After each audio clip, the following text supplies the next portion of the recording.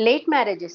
ఇప్పుడు అందరూ 30, 35, 40స్‌లో గూడా మ్యారేజెస్ చేసుకుంటున్నారు. ఇటువంటి లేట్ మ్యారేజ్ చేసుకునే వాళ్ళందరికీ ఇన్‌ఫర్టిలిటీ అనేది ప్రాబ్లమ్ ఒస్తుంది.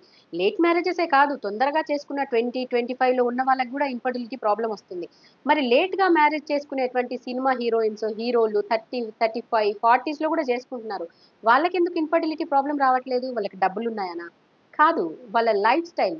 వాళ్ళు మెయింటైన్ చేసే బ్యాలెన్స్‌డ్ హెల్తీ లైఫ్ స్టైల్. వాళ్ళు ఎక్సర్‌సైజ్ చేస్తారు. బ్యాలెన్స్‌డ్ డైట్ తీసుకుంటారు. మనలాగా చెత్తా చెదారం అన్నీ తినరు.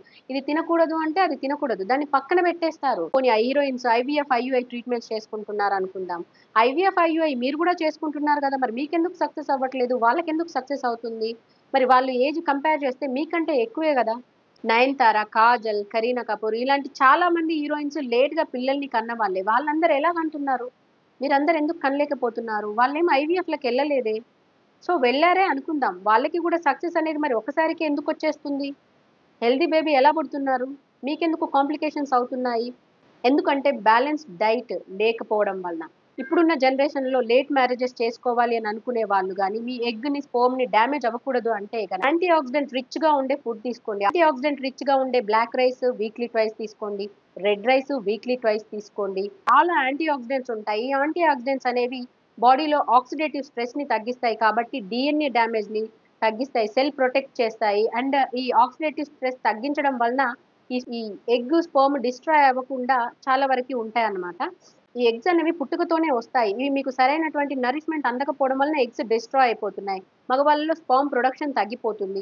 ఈ స్పెర్మ్ ప్రొడక్షన్ అయినా గూడా డెడ్ స్పెర్మ్ అండ్ ఈ పస్ సెల్స్ మొటిలిటీ లేకపోవడం ఇన్ని రాకూడదు అంటే మాత్రం మీ డైట్‌లో ఆర్గానిక్ ఫుడ్ తీసుకోండి. ఆర్గానిక్‌గా పండించినటువంటి కూరగాయలు తీసుకోండి. అండ్ స్ప్రౌట్స్ తీసుకోండి. Sugar, zero sugar. షుగర్ అనేది మీ లైఫ్‌లోంచి మైనస్ చేసేయాలి. కెమికల్స్‌తో తయారు చేసింది షుగర్ తీసుకోవడం వల్ల చాలా ప్రాబ్లమ్స్ ఒస్తాయి. అండ్ బెల్లం గూడా తగ్గించండి. బెల్లం గూడా అది ఆర్గానిక్‌గా రావట్లేదు. బెల్లం ఒకవేళ తీసుకోవాలి అని అనుకుంటే ఆర్గానిక్‌గా ఉన్నటువంటి బెల్లంతో చేసినటువంటి హోమ్‌లీ ఫుడ్ ఎప్పుడైనా తీసుకోండి గానీ, బెల్లం, షుగర్ మాక్సిమం అవాయిడ్ చేయండి. ఫుడ్ ద్వారా వచ్చేటువంటి ఈ చెత్తా చెదారం వలన బాడీలో ఆక్సిడేటివ్ స్ట్రెస్ పెరిగి సెల్ డ్యామేజ్ అయిపోయి, ఈ స్పెర్మ్, ఎగ్ డ్యామేజ్ అయిపోతున్నాయి. మానసికంగా వచ్చే స్ట్రెస్ వలన గూడా బాడీలో ఈ ఎగ్, స్పెర్మ్ అనేది డ్యామేజ్ అయిపోతుంది. కాబట్టి ఈ మెంటల్ స్ట్రెస్ తగ్గించుకోవాలి అంటే కూడా ఎక్సర్‌సైజ్ అండ్ మెడిటేషన్ ఇంపార్టెంట్. ఫిజికల్‌గా హెల్తీగా ఉండాలి అంటే ఫిజికల్ యాక్టివిటీ చేయాలి.